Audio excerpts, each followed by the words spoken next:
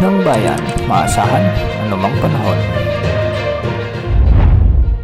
Magandang oras po sa ating lahat. Narito na ang latest update ukol kay Bagyong Leon ngayong araw pa rin ng Martes, October 29, 2024. Lumakas na bilang typhoon category si Bagyong Leon habang ito ay nasa silangang karagatan ng Cagayan.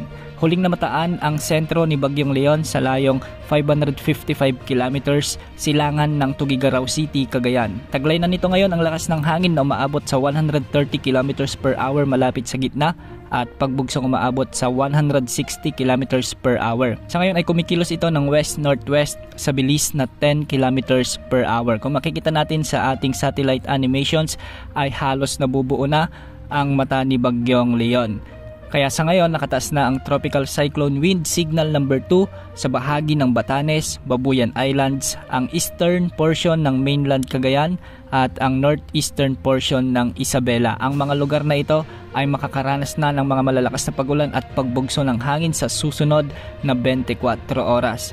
Samantala nakataas naman ang Tropical Cyclone Wind Signal number 1 sa nalalabing bahagi ng mainland Cagayan, ang nalalabing bahagi ng Isabela sa may Quirino, Nueva Vizcaya, Apayao, Kalinga, Abra, Mountain Province, Ifugao, Benguet. Signal number 1 din sa Ilocos Norte, Ilocos Sur, La Union, Aurora, ang northern portion ng Quezon Province kasama na ang Polillo Island. Sa may Camarines Norte, ang eastern portion ng Camarines Sur, sa may Catanduanes, ang eastern portion ng Albay at ang northeastern portion ng Sorsogon. Ang mga lugar ding ito ay makakaranas na ng mga pag-ulan dulot ni Bagyong Leon at pagbugso ng hangin sa susunod na 36 na oras. Pinag-iingat po natin ang ating mga kababayan na nasa ilalim ng Tropical Cyclone Wind Signals na maging alerto at maghanda dahil posible muli ang mga malalakas na pag-ulan dulot ni Bagyong Leon. Ayon sa Pag-asa, ang pinakamataas na wind signal na posibleng ilaas sa mga lugar na posibleng daanan ni Bagyong Leon ay wind signal number 3 o signal number 4, lalo na sa bahagi ng Batanes at Babuyan Islands. Hindi rin inaalis ang posibilidad na magtataas ang Pag-asa ng wind signal number 5, lalo na kung mas lalakas pa bilang super typhoon si Bagyong Leon at kung posibleng mas lalapit pa ang sentro o mata nito sa bahagi ng Batanes at Babuyan Islands. Sa ngayon nagtaas na ang Pag-asa ng possible storm surge sa bahagi ng Batanes at Babuyan Islands, lalo na sa mga mabababang lugar at sa mga coastal localities.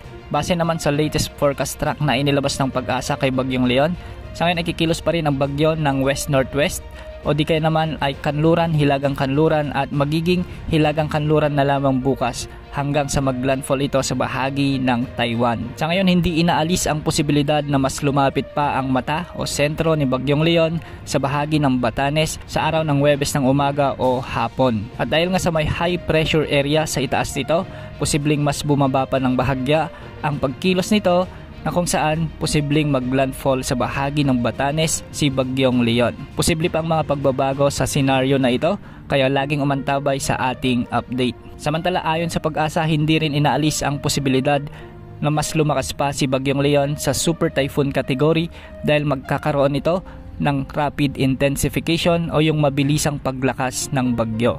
Dahil nga sa favorable ang karagatang dadaanan niya, mas inaasahan pa na lalakas ang Bagyong si Leon. At para naman sa pag-ulang dala ni Bagyong Leon, ngayong araw ay posibleng makaranas ng intense to torrential rains o katumbas ng mahigit 200 mm na pag-ulan ang mga probinsya ng Batanes at Cagayan kasama na ang Babuyan Islands. Pinag-iingat po natin ang mga kababayan natin yang sa mga lugar na yan dahil posible ang mga pagbaha at pagguho ng lupa.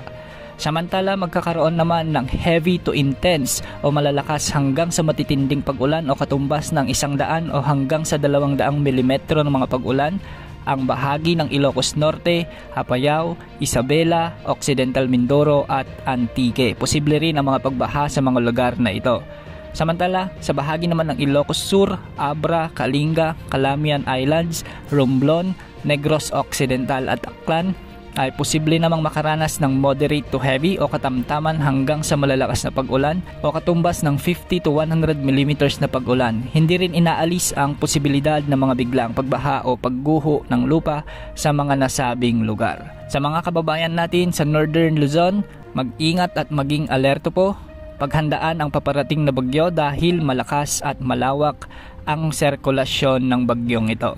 Yan muna ang latest sa lagay ng panahon at kay Bagyong Leon. Ito po ang weather update ng bayan, maasahan, anumang panahon.